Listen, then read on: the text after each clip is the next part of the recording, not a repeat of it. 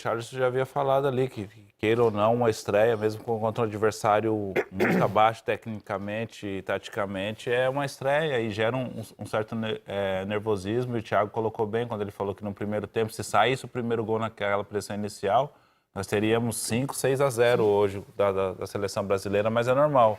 Tanto que aqui, após o pênalti, o segundo gol, o sistema defensivo da equipe boliviana está todo aberto, o Roberto Firmino está livre pela direita, chega e cruza e o Coutinho marca o gol. Como comparação, o Brasil finalizou mais no primeiro tempo que no segundo, só que das 12 finalizações, só uma foi na direção do gol. Essa questão de estar ansioso, de acelerar, de não conseguir definir da melhor forma, os primeiros 15 minutos eram para sair na frente. E saindo na frente, o desenho do primeiro tempo teria sido muito próximo do que a gente viu na segunda etapa, né? E um jogo todo, os 90 minutos, muito mais tranquilos. Quem também tentou e falou essa semana que tá louco para marcar um gol com a camisa da seleção é o Casimiro. Vamos ouvir uma palavra do volante do Brasil. Pelo trabalho a longo prazo do técnico Dudamel da Venezuela, pelos bons resultados nos amistosos, muitos falam que é o jogo mais difícil da primeira fase, agora é o próximo adversário. O que já pode ser dito, Casemiro, sobre a Venezuela? O jogo mais difícil é sempre o próximo, né? Então acho que já tem que pensar já no próximo jogo, acho que agora é descansar, fizemos uma boa estreia e claro, agora vamos descansar e ver o que temos para depois e claro, já tem que pensar em Venezuela, fazer um bom jogo, junto com a torcida também, hoje nos apoiou, isso é o mais importante para nós, casa cheia, sem dúvida um jogo muito especial para mim. Então, essa questão da torcida é bem relevante, vamos botar esse assunto na roda junto com o Milton Neves, tá ao lado... Gostou, né? Gostou dessa, né, Milton? Escapou, perdão, Milton, outro. Milton, perdão, amigo. Nori, Muricy, Milton Leite. O pessoal vai se divertir. Carlos, chama, vai tentando, mora. O pessoal vai se divertir. Deixa eles brincarem. Seguinte, vamos falar um pouquinho dessa questão da torcida, que foi muito assunto ali nas entrevistas com o Edgar Alencar, o Daniel tocou no assunto, o Casimiro falou sobre vaias no final do primeiro tempo, sobre a animação que o Everton colocou no jogo. Essa questão também da renda hoje, 22 milhões, é uma renda realmente muito impressionante. O valor médio da entrada hoje, do ingresso, o ticket médio, como a gente chama, R$500, é qualquer coisa de impressionante. E aí você imagina que na média o ingresso custou R$500, tudo é caro, né? Estacionamento, o transporte, a camisa nova da seleção. E aí o torcedor vai, quer dizer, realmente tinha um sentimento ali de desconexão entre a torcida e a seleção, pelo menos até o final do primeiro tempo, Milton. Eu acho o seguinte, Thiago, o cara paga um ingresso desse, ele tem todo o direito de vaiar, entendeu? Se o time tá jogando mal, se ele pagou por um espetáculo que não está lhe agradando, ele tem todo o direito de vaiar, né? O que ele não tem direito de agredir, enfim, isso ele não tem direito. Mas vaiar ele tem direito, faz parte da cultura do espetáculo, você aplaudiu ou você vaiar. Tem essa coisa que em São Paulo a torcida é um pouco mais crítica, mas eu acho que isso não tem nada a ver com o clube de futebol, com as torcidas, não tem nada a ver com isso. Aqui a torcida me parece um pouco mais exigente, porque ela não quer só o Brasil ganhando, ela quer o Brasil jogando bem. E o primeiro tempo do Brasil, que começou assim, para você ter uma ideia, na estatística, eu cheguei a falar isso durante o jogo, nos 10, 12 primeiros minutos, o Brasil chutou 6 bolas no gol, foram 6 finalizações, já tinha tido uma chance real de gol. E até o final do primeiro tempo não chutou mais, porque o time começou assim, foi caindo, contra um adversário efetivamente muito fraco. Isso levou às vaias no intervalo. Porque o cara que paga 500 pau de ticket médio tem todo o direito de vaiar um jogo que não tá bom. Tanto que no segundo tempo, quando o Brasil logo faz o gol, a torcida vem junto, enfim. Não foi uma torcida calorosa, né? Porque não foi, como disse ali o Daniel Alves, não foi uma torcida fazendo festa. Porque mesmo depois dos gols do Brasil, foi uma torcida meio fria, né? Mas de qualquer forma, eu acho o seguinte, o cara pagou o ingresso, ele tem direito de vaiar. A torcida foi fria porque o jogo foi frio. O jogo teve muito mais cara de amistoso, o Brasil ganhou, ótimo, bom resultado, vai seguir na Copa América, precisava ganhar, mas não foi aquele jogo maravilhoso, espetacular, esfuziante. E também não está no outro lado do ingresso, não está escrito que ele é obrigado a aplaudir e gritar, né? Ele faz o que ele quiser dentro Nem foi uma vaiazinha tímida também. E no final, só na saída do time, só na saída. E no final a torcida se divertiu, vibrou pra caramba com o gol do Everton. Acho que a reação do torcedor é reflexo do que acontece dentro de campo. E como a gente estava dizendo, né, Muricy? Era um jogo que o Brasil tinha que ganhar, ganhou, fez um placar confortável de 3-0, em nenhum momento sofreu risco aqui no Morumbi, né? Só que a gente esperava no começo do jogo, né, todo esse favoritismo que o Brasil, quando começou o jogo, começou pressionando, era o plano do Tite, ou seja, pressionar, né, a Bolívia no seu campo, que é um time fraco realmente, e é uma estreia. E quando não sai o gol, veio o nervosismo. E isso aconteceu com a seleção brasileira. Depois, lá para os 20 minutos, caiu um pouco o ritmo, né? Porque um time morno, né? Com certeza o Tite no vestiário ajustou um pouco mais, para jogar um pouquinho mais de lado, mudar de posições de jogadores, para confundir um pouco a defesa da Bolívia. Ou seja, o Brasil estava muito estático, né?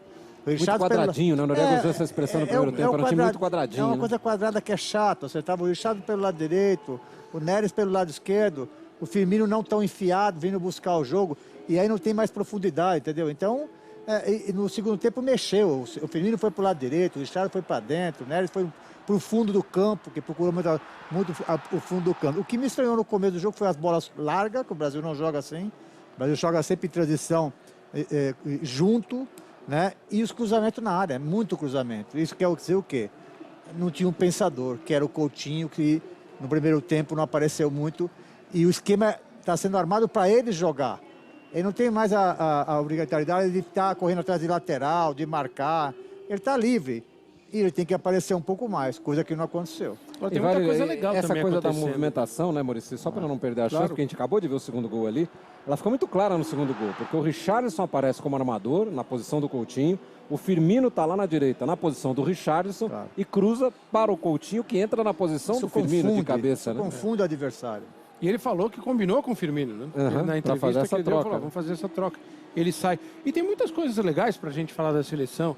O Everton com esse golaço, a naturalidade com que ele entra em campo, né? Também a gente teve, até chamei a atenção na transmissão, olha lá aqui, o Tite deu um grito antes da jogada sair. Olha o Cebolinha, atenção Cebolinha, que era uma jogada para o time girar em função dele, para ele receber a bola com aquele espaço do lado esquerdo.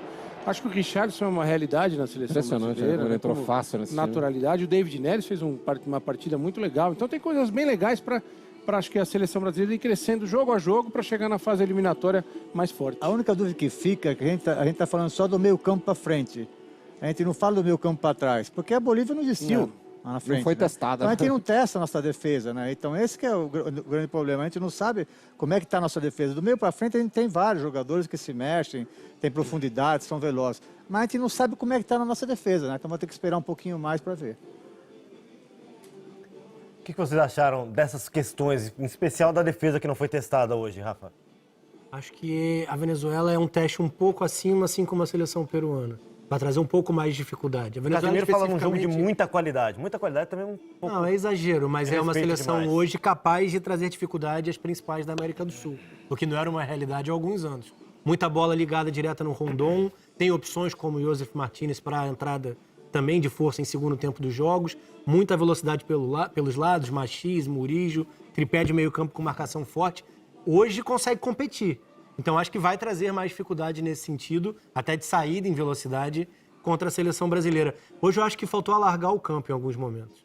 A maior diferença do Brasil, travado nos amistosos, para um time mais solto, foi uma liberdade, uma mobilidade dos homens de frente. O Daniel Alves e o Felipe jogavam muito por dentro, direto. Não, você acha que hoje não era a melhor estratégia? Se eles estão por dentro, o que é bom até para o retorno, no momento da perda da bola, alguém tem que, em determinados momentos, ocupar o espaço. Se todo mundo centraliza, funila muito. E acho que isso, no primeiro tempo, não estava tão bem coordenado. Uma movimentação, por exemplo, como a do Firmino no segundo gol, né? Escapando da linha de defesa, alargando a linha de defesa adversária. E isso vem com um acúmulo de jogos, né? Grafite, muita gente falando assim, não precisa de 2 volantes para pegar a Bolívia, mas talvez o Tite não tenha preparado o time para a Bolívia, mas sim o time que ele quer encontrar para o decorrer da Copa América. Ele quer dar padrão de jogo, quer dar continuidade a essa equipe, né? Pelo fato do Fernandinho ter atuado hoje, ter atuado com 2 volantes mais de contenção, que é o caso do Fernandinho e do Casemiro. Mas a gente vê no terceiro gol, quem dá o passe pro Everton é o Fernandinho que faz a jogada, que toca, que acha o Everton na profundidade.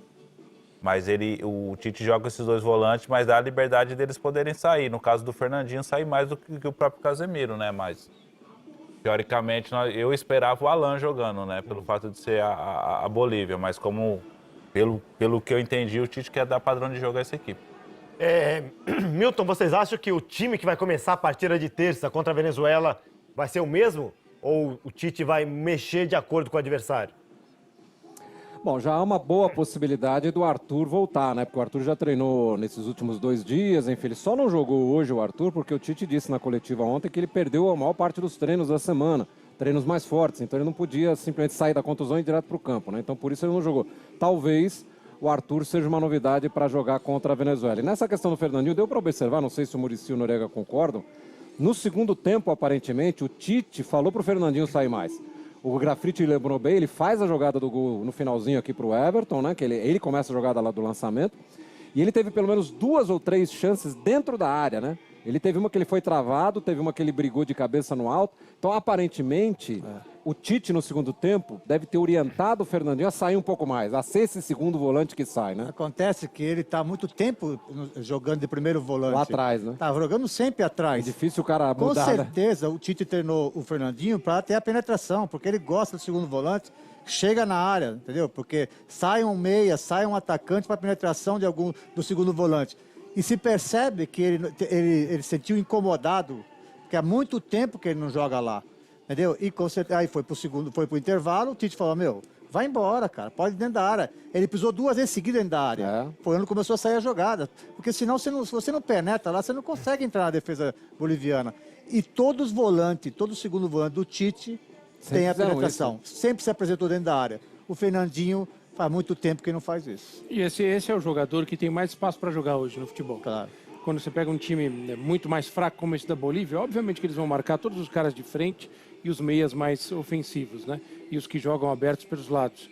Então esse jogador tem espaço para jogar. E um cara como o Arthur, por exemplo, que eu acho que é titular hoje indiscutível, faz o time acelerar nesse sentido. Ele ocupa bem esse espaço. Outros jogadores desse setor, como o Paulinho, nos grandes momentos dele na seleção brasileira, apareciam para fazer gol, né? Para ficar com um exemplo mais local aqui, um jogador que tem feito muito isso, o Bruno Henrique no Palmeiras, por exemplo, que tem essa leitura, chega na hora, faz o gol, aproxima. Então, pro Fernandinho talvez tenha ficado mais confortável no segundo tempo. Quando faz o primeiro gol, o time dá aquela abaixada de temperatura, ele fica mais confortável e mais confiante para exercer essa função. A gente tem análise de alguns jogadores, a gente separou aqui para mostrar. Que tal a gente mostrar a análise tática, Grafite, do lance do segundo gol? Porque ele é interessante porque tem esse trabalho coletivo, né, de movimentação de várias peças do ataque. Tem um lance é um trabalho coletivo e a gente já vê a Bolívia mais aberta, né? Depois do gol de pênalti, acho que foi 3, 4 minutos após o gol. Tanto é que quando o Firmino recebe a bola pela lateral, atrás, o lateral esquerdo está saindo. O lateral esquerdo, quando olha, o Firmino tá nas costas dele. Olha onde ele está posicionado lá. Ó. Ele está posicionado na... Não faz nenhum sentido, né? Então, ele está totalmente fora... Tá batendo com o Daniel Alves, né? Ele está totalmente fora de posição. Ele não imagina que o Firmino está se movimentando nas costas dele. E quando o Firmino recebe, ele toma até um susto de ver o Firmino sozinho lá atrás. E foi nessa hora, como o Rafa falou, que a equipe alargou mais o campo, abriu mais espaço, os jogadores trocaram de posição e confundiu bastante a marcação da equipe boliviana. E aí a movimentação do Coutinho, né? Que estava ali na entrada da área ali, fez e deu sprint ali, chegou em condições de cabecear sozinho, o jogador que o marcava não acompanhou, e ele entrou ali na vaga do centroavante, podia ser o Richarlison tá ali, mas o Richarlison sai o Richarlison sai para receber e puxa um zagueiro, um volante com ele ali, ó, e quando o Firmino recebe no lado direito, essa movimentação que confundiu bastante a defesa da equipe boliviana, que no primeiro tempo não dava esse espaço para a seleção brasileira, a seleção forçava muito o jogo por dentro. E quando abriu esse espaço, conseguiu esse segundo gol aí, que deu uma tranquilidade mais no jogo. Eu queria ouvir do Muricy sobre essa agilidade de raciocínio do Richarlison, Muricy, que ele recebe o passe, dá a impressão que ele já sabia que ele ia abrir ali. Ou essa jogada específica foi ensaiada, ou ele já tinha uma noção, ele viu uma movimentação que a zaga da Bolívia não viu. Se foi ensaiada, não sei, mas que com certeza, ele disse ali na entrevista, que ele combinou com o Firmino isso, ou seja, ele começar a se movimentar um pouco por dentro e o Firmino um pouco por fora. E o Firmino é um jogador que gosta de se movimentar, ele não fica lá como centroavante. É um jogador que vem de meia, já jogou de meia, joga pelo lado, ele se movimenta muito, né? E no primeiro tempo, isso não ficou, não foi bom para o Brasil, porque o Brasil jogou, como falo, e Noriega tem razão, joga muito quadrado, cara. Aí encaixou na marcação. Eles fizeram as linhas, né? A Bolívia com as duas linhas, um 4-5-1, né? E aí encaixou na marcação. Marcamos o Richards por aqui, marcamos o David Neres por aqui e dois defesas sem marcação, porque o Firmino vinha no setor de meio campo para jogar também. E ele vindo no setor de meio campo, Coutinho tinha que se apresentar na área, Coutinho tinha que fazer a penetração, não fez também. Então ficou cômodo para a Bolívia, ou seja, nós encaixamos na defesa adversária, entendeu? No segundo tempo, começou a se mexer, começou a chegar Fernandinho, chega sem marcação, começou a chegar Coutinho, Firmino para o lado do campo, Richard vem para dentro. Isso confunde demais, porque com certeza o técnico adversário, ele marca pelos nomes dos caras, entendeu? Tá um aberto, vai marcar você aqui, outro aqui. Quando o jogador não começa mais a achar o jogador adversário, começa a confundir, aí foi onde o Brasil começou a ter a chance melhor do jogo. Milton Rodrigues Leite, meu amigo. É eu. Grande abraço pra você. Acompanhei todo o pré-jogo, tá? Todo o climão hoje. Parabéns. Você, minha mulher, minha mãe, minhas filhas, todo mundo ficou ligado. Até meu Amigos, neto. Obrigado pela participação, boa noite, bom descanso finalmente pra vocês. Valeu, Nori, valeu, Thiagão. valeu, Milton. Um abraço. Abraço. Um abraço, a gente segue por aqui. Terminou nesse momento a entrevista coletiva do técnico da Bolívia, então a gente está aguardando que já já começa a entrevista do